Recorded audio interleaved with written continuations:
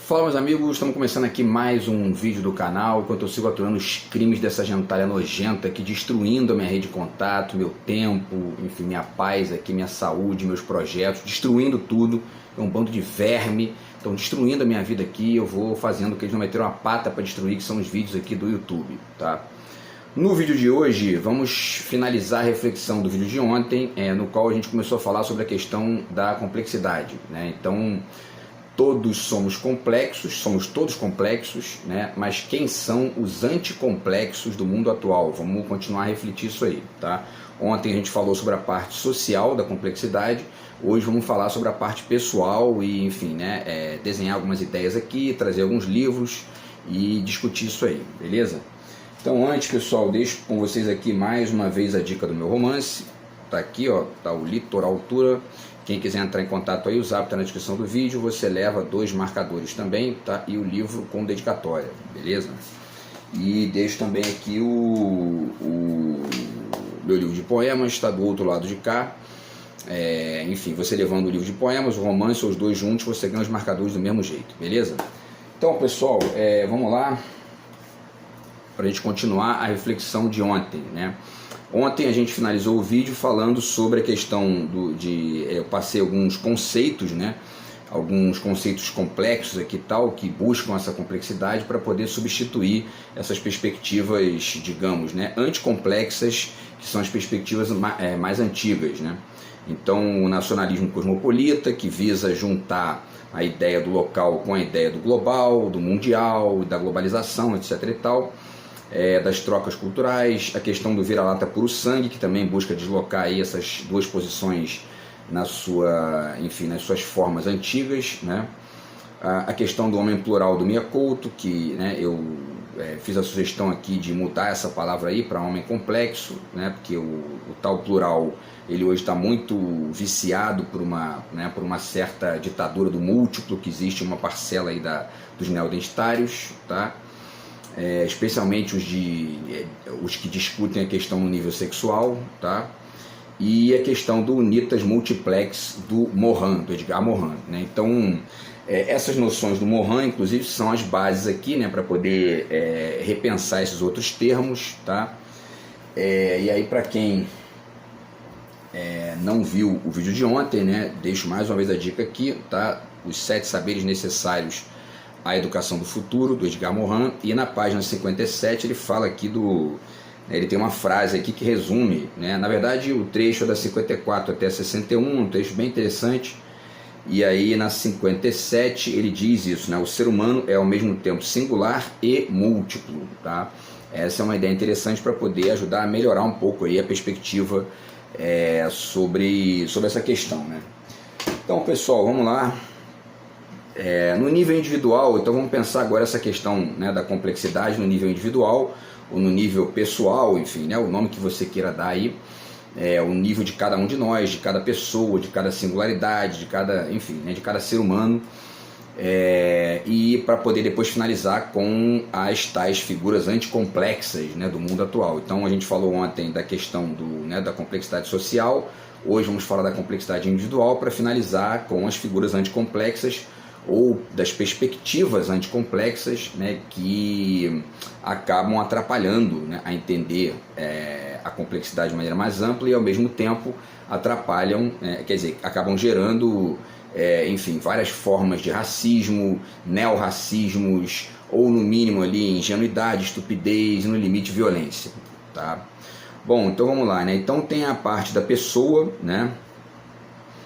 E eu lembrando aqui que eu fiz aqui uma célula, né, que eu, enfim, propus aqui, né, de maneira, um esboço, né, na verdade, da questão, uma célula de complexidade que comportaria o múltiplo, o que é a unificação, a unidade ali e tal, né, a diferença, a singularidade, o não, e aí um contorno poroso que seria o mistério, que é algo que fica da ordem aí do indizível, tá? Então vamos lá, vamos pegar cada um desses elementos aqui da complexidade para poder tentar enxergar o indivíduo, né? As pessoas e tal, todos nós enquanto pessoas, enquanto indivíduos, a partir desse desenho.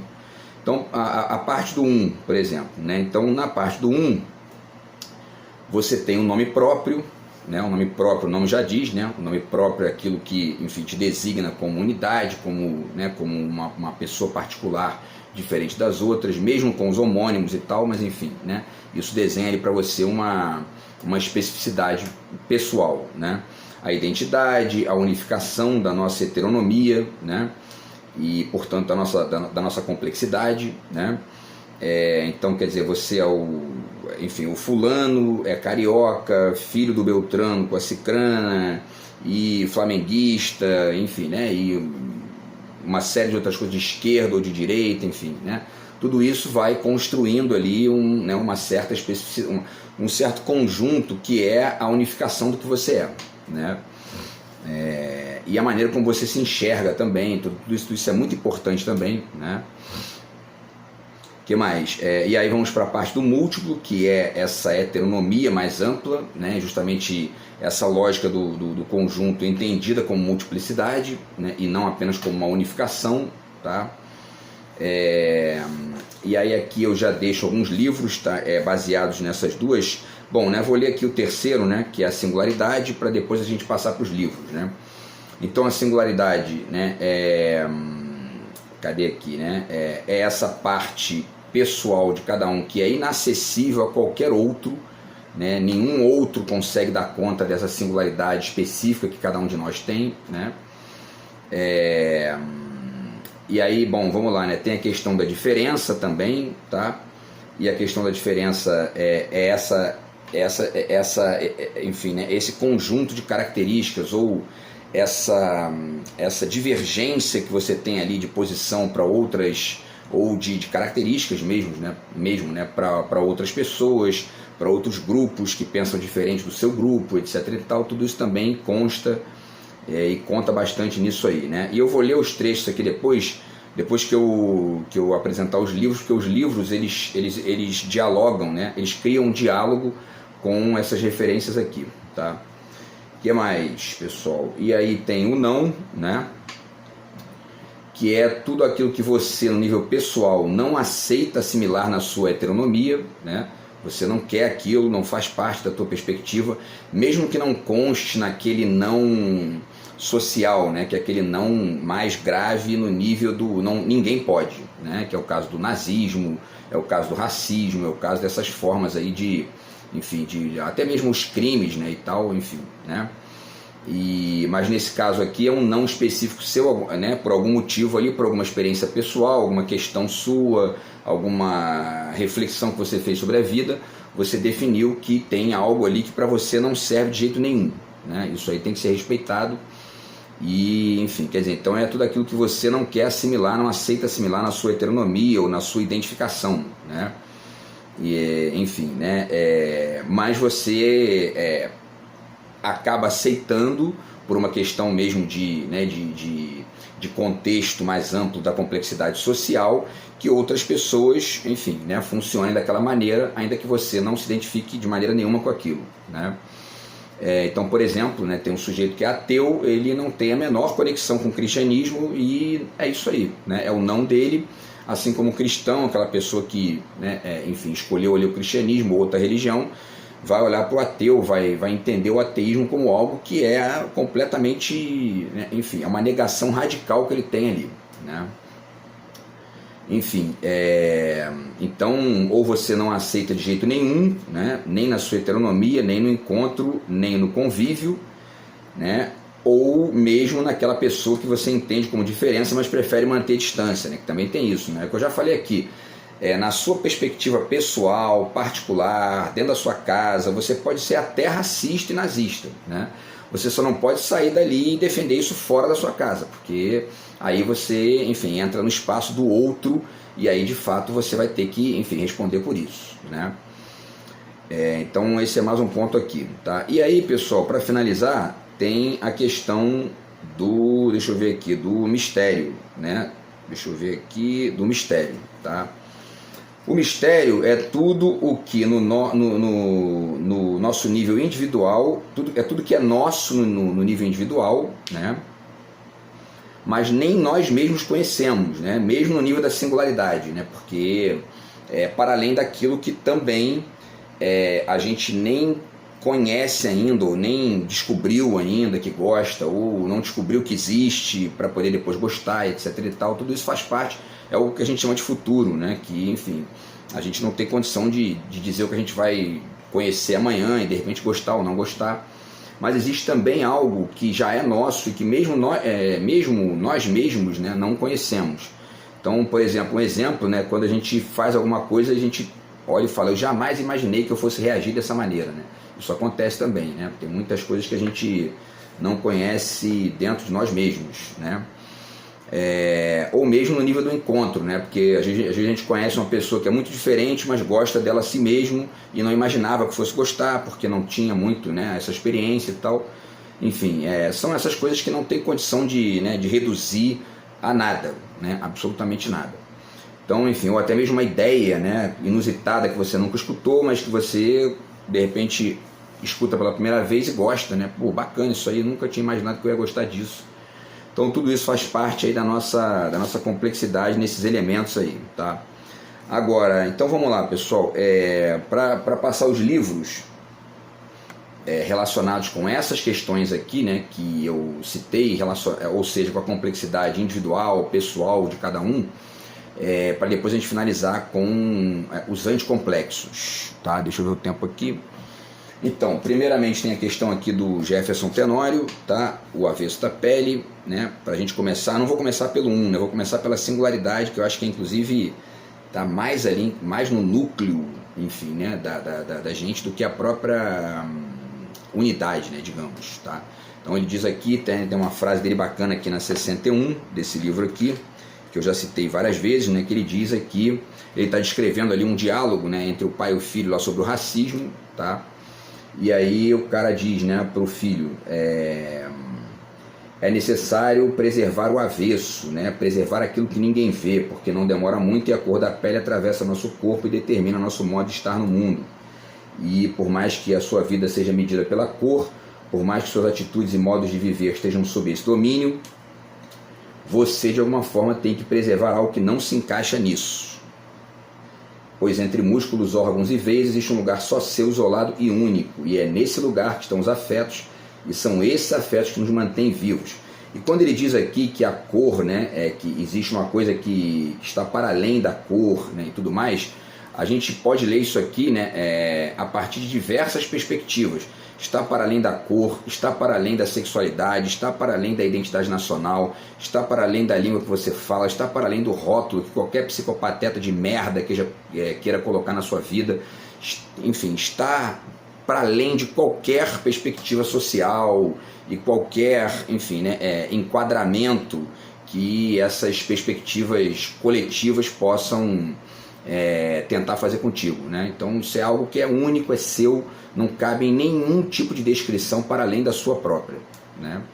Então eu acho que esse trecho aqui do Jefferson Tenório descreve muito bem isso, e esse trecho dele dialoga com, por exemplo, né, com a visão do Jean Baudrillard nesse livro aqui, que ele discute a questão da singularidade e vai dizer que a singularidade inclusive não cabe em nenhuma perspectiva de diferença. E porque a diferença, ainda que, né, você possa dizer que a diferença e deva, né, que a diferença ela se enquadra numa comparação por oposição, mas você consegue encontrar nessas classificações de diferença similaridades, né? Na singularidade não existe isso, né?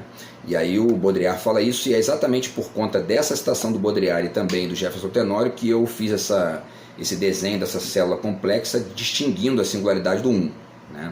Então tá aqui, tá livraço aqui do Jean Baudrillard, e de uma maneira ou de outra isso dialoga também com a noção de singularidade qualquer ou singularidades quaisquer, né, do Agamben, com as diferenças ali pontuais, né, de descrição e tudo mais, mas ele descreve isso aqui, né, ele desenha essa ideia dele aqui, e é a ideia de singularidade qualquer. Então também tem a ver com esse conceito do Agamben. E também, de certa forma, com isso que a Sueli Rolnick pondera aqui como as singularidades flexíveis, né?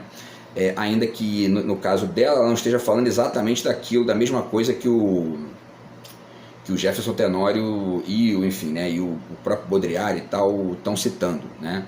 Ela está aqui mais na referência da especificidade e tal, mas de qualquer maneira existe uma certa flexibilidade nessa própria singularidade que também é indizível, que é, enfim, né, radicalmente pessoal, tá? Bom, e é isso, né? Agora, com relação à questão do outro, né, a gente poderia fazer aqui uma quantidade gigantesca de citações sobre isso, porque é um tema inesgotável.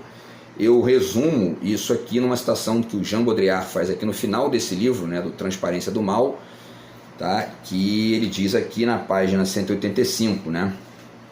É inclusive a última frase do livro, tá? Ele diz: o outro é o que me dá a possibilidade de não me repetir ao infinito. Isso é sensacional, porque isso resume bem o que é essa experiência de entrar em contato com o outro, né? Com a radicalidade do outro, etc e tal, tá? Enfim, então é isso, né? O outro é o que me dá a possibilidade de não me repetir ao infinito. E essa crítica do Baudrillard, ela não está inserida apenas no contexto de fazer perceber a existência do outro, mas também de questionar os excessos daquilo que ele chamava, né, de hiperrealidade, e que de certa forma tem a ver com com uma espécie de homologia do múltiplo que a gente está vivendo hoje, no qual não se consegue mais enxergar as diferenças e, portanto, o outro, né, porque está todo mundo, ou enfim, né, a galera que acredita nisso aí, os pós-modernos ou os neo-identitários mais radicais, etc e tal, estão mergulhados nisso a um nível tal que eles não sabem mais desenhar bem isso, né? Então, essa frase do Baudrillard ajuda bastante a entender isso. E o próprio livro, né, o livro dele também é interessante, dialoga com várias questões que a gente está vivenciando aí hoje, né, e nessas últimas 2 décadas, tá? Bom, então é isso, né? Então falamos da questão deixa eu ver aqui, né, da singularidade e do outro. E aí, pessoal, tem a questão, né, deixa eu separar aqui, tem a questão da identidade, do um, né, na verdade, do um, né, da unidade. E aí aqui tem, né, por exemplo, nessa ideia aqui do Fernando Pessoa, né, o eu profundo e os outros eus, porque essa ideia de um, né, é aquilo que a gente chama tradicionalmente de eu, ou então de pessoa, indivíduo, né, e é evidente que hoje a ideia de complexidade ajuda a entender melhor isso, mas esse esse eu, ele precisa continuar constando, né, em qualquer perspectiva complexa que a gente tenha sobre a vida, sobre os outros, né? Porque senão a gente acaba, de maneira inevitável, refém de uma certa ditadura do múltiplo ou de uma certa ingenuidade do múltiplo que confunde complexidade com múltiplo e acaba fazendo com que se perca de vista o um, né? Então o um dentre outras coisas, esse eu profundo aqui, né, que também pode ser, digamos, associado à ideia de singularidade e tal, mas como ele está usando a expressão eu, né, eu acho que resume bem aqui a ideia, né, o eu profundo, que é o eu de cada um de nós, né, e aí tem os outros eus, né, que seria justamente essa heteronomia aí e tal, tá?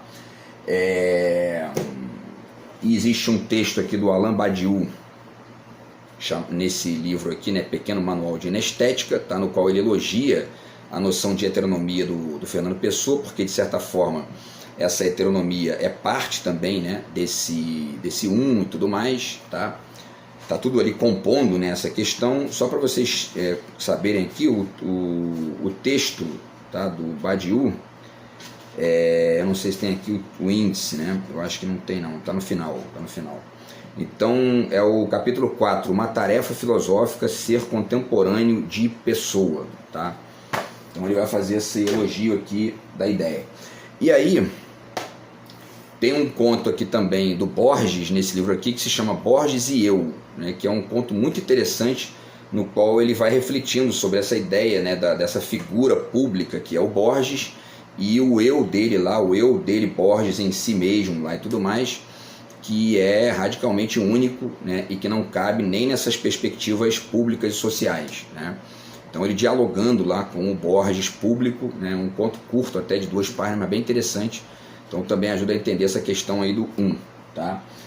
Bom, e essas ideias aqui, né, o um, a diferença e a singularidade, estão o tempo todo dialogando na complexidade, né, não ficam radicalmente isoladas, talvez só a singularidade fique realmente radicalmente isolada, mas mesmo ela está dialogando com o um que a gente né, com a multiplicidade que a gente também é no nível pessoal, quer dizer, heteronomia, né?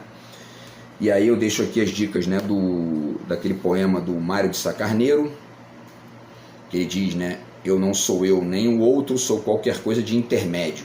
De certa forma existe algo desse intermédio, né, enfim, na nossa complexidade pessoal, porque a gente está o tempo todo também na troca, né, com os outros, né, na troca que no caso do social é a troca cultural, no caso da gente, das pessoas, indivíduos, etc. e tal, é a troca individual, a troca, enfim, né, com o outro, a troca do diálogo e etc. e tal, tá?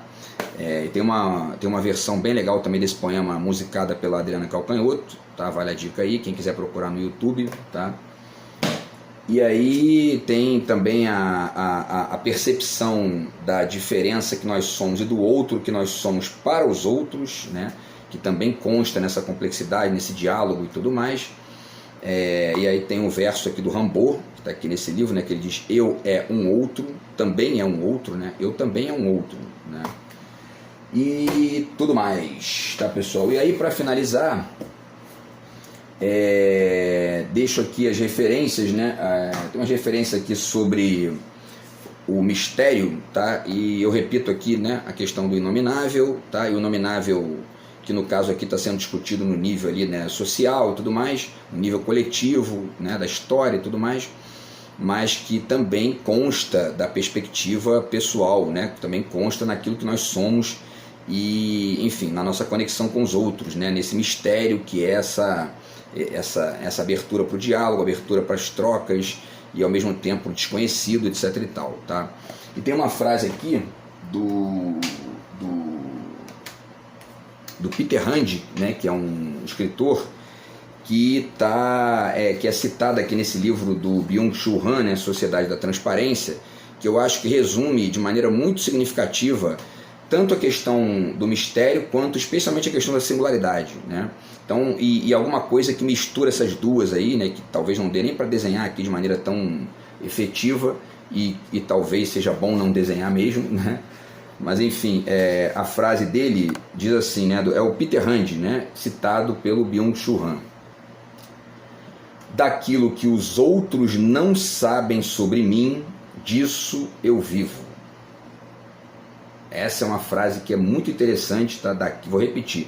Daquilo de que os outros não sabem sobre mim, disso eu vivo. É claro que a gente pode até ampliar, né? A gente vive de um monte de coisas, né? Daquilo que os outros não sabem, daquilo que os outros sabem, daquilo que os outros trocam, daquilo que os outros ensinam, daquilo que os outros aprendem, etc. e tal. Mas uma parte significativa disso é aquilo que os outros não sabem sobre mim, que é a nossa singularidade, a nossa particularidade, ali, questões que a gente muitas vezes não leva a público e que só dementes, como essa gentinha nojenta que eu estou aturando aqui, vomitando lixo e baixo nível na minha vida, tem, enfim, né, a disfarçatez, a podridão de pensar diferente disso, tá?